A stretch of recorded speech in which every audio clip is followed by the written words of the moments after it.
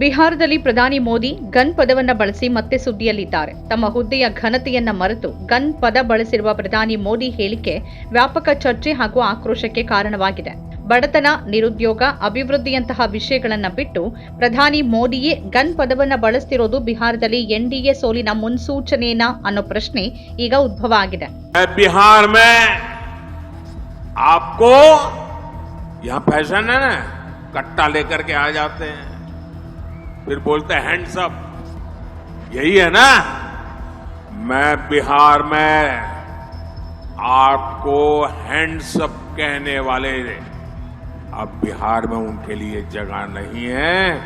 अब तो बिहार में स्टार्टअप के सपने देखने वाले चाहिए, हैंड्स अप वाले नहीं चाहिए हमें।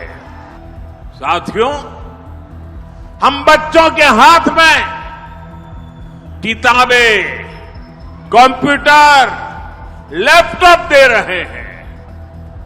हमारे बच्चे खेल में आगे बढ़े, इसलिए हम उन्हें बैट दे रहे हैं, हॉकी स्टिक दे रहे हैं, फुटबॉल दे रहे हैं, वॉलीबॉल दे रहे हैं। लेकिन आरजेडी के लोग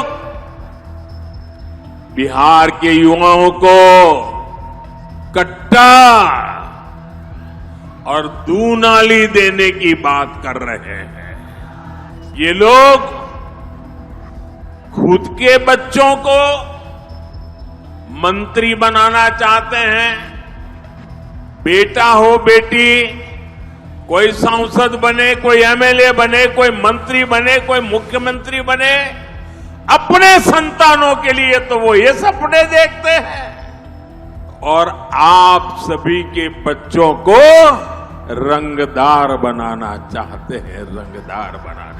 ಬಿಹಾರ ವಿಧಾನಸಭೆ ಚುನಾವಣೆಯ ಮೊದಲ ಹಂತದ ಮತದಾನ ನವೆಂಬರ್ 6ರಂದು ನಡೆದಿದ್ದು, ನವೆಂಬರ್ 11ಕ್ಕೆ ನಡೆಯಲಿರುವ ಎರಡನೇ ಹಂತದ ಚುನಾವಣೆಗೆ ಬಿಹಾರ ಸಜ್ಜಾಗ್ತಾ ಇದೆ. ಈ ನಡುವೆ ಎನ್ಡಿಎ ಹಾಗೂ ಇಂಡಿಯಾ ಒಕ್ಕೂಟದ ನಾಯಕರ ನಡುವೆ ವಾಕ್ಸಮರ ತೀವ್ರಗೊಂಡಿದೆ. ಬಿಹಾರದಲ್ಲಿ ಪ್ರಧಾನಿ ಮೋದಿ ಇಂಡಿಯಾ ಮೈತ್ರಿಕೂಟದ ವಿರುದ್ಧ ತಮ್ಮ ವಾಗ್ದಾಳಿಯನ್ನ ಮುಂದುವರೆಸಿದ್ದಾರೆ. ಬಿಹಾರದಲ್ಲಿ ಆರ್ಜೆಡಿ ಹಾಗೂ ಅದರ ಮೈತ್ರಿ ಪಕ್ಷಗಳು ಅಧಿಕಾರಕ್ಕೇರಿದ್ರೆ ಜನರ ತಲೆಗೆ ಅವರು ಕಟ್ಟ ಅಂದ್ರೆ ಬಂದೂಕು ಹಿಡಿತಾರೆ ಅಂತ ಹೇಳಿದ್ದಾರೆ. ನಾನೆಲ್ಲಿಗೆ ಹೋದ್ರೂ ಜನ ನಮ್ಗೆ ಬಂದೂಕು ಹಿಡಿಯುವ ಸರ್ಕಾರ ಬೇಡ, ಮತ್ತೆ ಎನ್ಡಿಎ ಸರ್ಕಾರ ಬೇಕು ಅಂತ ಜನ ಹೇಳ್ತಿದ್ದಾರೆ. ಜನ ತಮ್ಮ ತಲೆಯ ಮೇಲೆ ಬಂದೂಕು ಹಿಡಿಯುವಂತೆ ಹೇಳಿ ಕೈ ಎತ್ತಿ ಹಿಡಿಯುವಂತೆ ಅಂದ್ರೆ ಹ್ಯಾಂಡ್ಸ್ ಅಪ್ ಹೇಳುವ ಆಡಳಿತ ಬಯಸೋದಿಲ್ಲ. ಮಕ್ಕಳಿಗೆ ಶಾಲಾ ಬ್ಯಾಗ್, ಕಂಪ್ಯೂಟರ್, ಕ್ರಿಕೆಟ್ ಬ್ಯಾಟ್, ಹಾಕಿ ಸ್ಟಿಕ್ ನೀಡುವ, ಸ್ಟಾರ್ಟ್ಅಪ್ ಗಳನ್ನ ನೀಡುವ ಎನ್ಡಿಎ ಸರ್ಕಾರವನ್ನ ಬಯಸ್ತಾರೆ. ಎನ್ಡಿಎ ಈ ಬಂದೂಕು ಆಡಳಿತಕ್ಕೆ ಅಂತ್ಯ ಹಾಡಲಿದೆ ಅಂತ ಹೇಳಿದ್ದಾರೆ.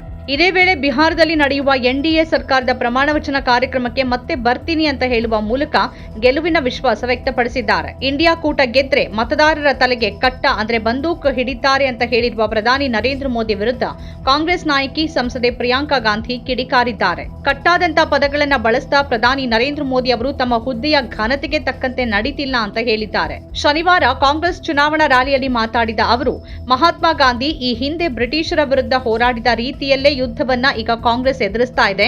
ಒಂದು ಕಡೆಯಲ್ಲಿ ಪ್ರಧಾನಿ ನರೇಂದ್ರ ಮೋದಿ ಅವರು ಅಹಿಂಸೆ ಪ್ರತಿಪಾದಿಸುವ ವಂದೇ ಮಾತರಂ ಗೀತೆಯನ್ನ ಶ್ಲಾಘಿಸುತ್ತಾರೆ, ಮತ್ತೊಂದು ಕಡೆಯಲ್ಲಿ ಬಂದೂಕಿನ ಬಗ್ಗೆ ಮಾತನಾಡ್ತಾರೆ ಅಂತ ಆಕ್ರೋಶ ವ್ಯಕ್ತಪಡಿಸಿದ್ದಾರೆ. ಎನ್ಡಿಎ ಸರ್ಕಾರ ಯುವಕರಿಗೆ ಉದ್ಯೋಗವನ್ನ ನೀಡುವಲ್ಲಿ ವಿಫಲವಾಗಿದೆ ಮತ್ತು ಸಾರ್ವಜನಿಕ ವಲಯದ ಉದ್ಯಮವನ್ನ ಇಬ್ಬರು ಕಾರ್ಪೊರೇಟ್ ಸ್ನೇಹಿತರಿಗೆ ಹಸ್ತಾಂತರಿಸಿದ್ದಾರೆ. ಮಹಿಳೆಯರಿಗೆ 10,000 ರೂಪಾಯಿ ಲಂಚ ನೀಡಿ ಮತಗಳನ್ನ ಪಡೆಯಬಹುದು ಅಂತ ಬಿಜೆಪಿ ಅವರು ಭಾವಿಸಿದ್ದಾರೆ ಅಂತ ಕಿಡಿಕಾರಿದ್ದಾರೆ.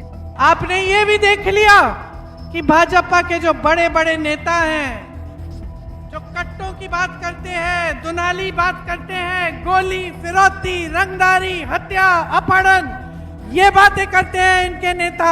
इनके सबसे बड़े नेता देश के प्रधानमंत्री अपने स्तर को इतना गिरा चुके हैं, आप सब देख रहे हैं, आपकी आंखों के सामने है। एक तरफ वंदे मातरम जो हमारे देश का गीत है, जो अहिंसा और सत्य का गान है, जो उस आंदोलन, उस सत्याग्रह का गान है जिसने अहिंसा द्वारा इस देश को स्वतंत्र किया, और आप ऐसी हिंसक बातें कर रहे हैं। आप किसका मजाक उड़ा रहे हैं? इस देश की जनता का मजाक उड़ा रहे हैं। ये देश जो है बहुत विवेक है इसमें। मैं बताती हूं आपको, सुन लीजिएगा प्रधानमंत्री जी जहां भी है, मैं बताती हूं, इस देश में इतना विवेक है कि आपको पहचान रही है। आज आप वोट चोरी पर उतर गए हैं, क्योंकि आप जानते हैं कि ध्यान भटकाने से काम चल नहीं रहा है, धर्म का नाम लेने से काम चल नहीं रहा है, लोगों का बेवकूफ बनाने से काम चल नहीं रहा है। आज बिहार की जनता कह रही है हमें गठबंधन की सरकार चाहिए। ಕಾಂಗ್ರೆಸ್ ತಲೆಗೆ ನಾಡಾ ಬಂದೂಕು ಅಂದ್ರೆ ಕಟ್ಟ ಇಟ್ಟು ಆರ್ಜೆಡಿ ಸಿಎಂ ಅಭ್ಯರ್ಥಿ ಹುದ್ದೆ ಪಡೆದಿದೆ ಎಂಬ ಪ್ರಧಾನಿ ನರೇಂದ್ರ ಮೋದಿ ಹೇಳಿಕೆಗೆ ಕಾಂಗ್ರೆಸ್ ವಕ್ತಾರ ಪವನ್ ಖೇರಾ ತಿರುಗೇಟು ನೀಡಿದ್ದಾರೆ.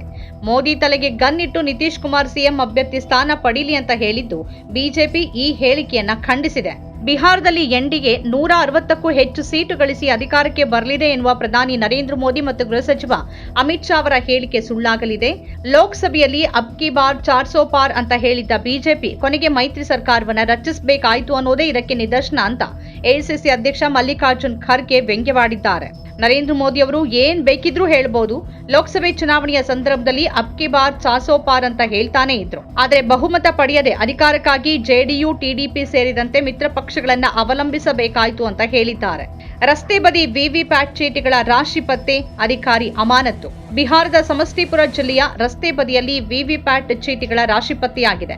ಈ ಪ್ರಕರಣಕ್ಕೆ ಸಂಬಂಧಪಟ್ಟಂತೆ ಸಹಾಯಕ ಚುನಾವಣಾ ಅಧಿಕಾರಿಯನ್ನ ಶನಿವಾರ ಅಮಾನತುಗೊಳಿಸಲಾಗಿದ್ದು ಅವರ ವಿರುದ್ಧ ಪ್ರಕರಣವನ್ನ ದಾಖಲಿಸಲಾಗಿದೆ. ಸರಾಯ್ ರಂಚನ್ ವಿಧಾನಸಭಾ ಕ್ಷೇತ್ರದ ಕಾಲೇಜು ಬಳಿ ರಸ್ತೆ ಬದಿಯಲ್ಲಿ ಚೀಟಿಗಳು ಬಿದ್ದಿರುವುದು ಕಂಡು ಬಂದಿದೆ. ಇದರ ವಿಡಿಯೋ ಸಾಮಾಜಿಕ ಮಾಧ್ಯಮಗಳಲ್ಲಿ ಹರಿದಾಡಿದ ನಂತರ ಚುನಾವಣಾ ಆಯೋಗ ಕ್ರಮ ಕೈಗೊಂಡಿದೆ. ಇವು ಅಣಕು ಮತದಾನದ ವಿವಿಪ್ಯಾಟ್ ಸ್ಲಿಪ್ಗಳಾಗಿದ್ದು ಮತದಾನ ಪ್ರಕ್ರಿಯೆಯ ವಿಶ್ವಾಸಾರ್ಹತೆಗೆ ಯಾವುದೇ ಧಕ್ಕೆ ಉಂಟಾಗಿಲ್ಲ. ಇಲ್ಲಿ ಕಣದಲ್ಲಿರುವ ಅಭ್ಯರ್ಥಿಗಳಿಗೆ ಜಿಲ್ಲಾಧಿಕಾರಿ ಮೂಲಕ ಈ ಬಗ್ಗೆ ಮಾಹಿತಿ ನೀಡಲಾಗಿದೆ. ಆದರೂ ನಿರ್ಲಕ್ಷ್ಯವನ್ನು ವಹಿಸಿದ್ದಕ್ಕಾಗಿ ಸಂಬಂಧಪಟ್ಟ ಅಧಿಕಾರಿಯನ್ನ ಅಮಾನತುಗೊಳಿಸಲಾಗಿದೆ. ಪ್ರಕರಣದ ಬಗ್ಗೆ ತನಿಖೆ ಆರಂಭವಾಗಿದೆ ಅಂತ ಮುಖ್ಯ ಚುನಾವಣಾಧಿಕಾರಿಯ ಕಚೇರಿ ಪ್ರಕಟಣೆಯಲ್ಲಿ ತಿಳಿಸಿದೆ. ನಮ್ಮ ಕಾರ್ಯಕ್ರಮಗಳನ್ನ ನೀವು ನೋಡ್ತಾ ಇದ್ರೆ ನಮ್ಮ ಚಾನೆಲ್ ಅನ್ನ ಸಬ್ಸ್ಕ್ರೈಬ್ ಮಾಡಿ, ಪಕ್ಕದ ಬೆಲ್ ಐಕಾನ್ ಒತ್ತಿ ನಮ್ಮನ್ನ ಬೆಂಬಲಿಸಿ.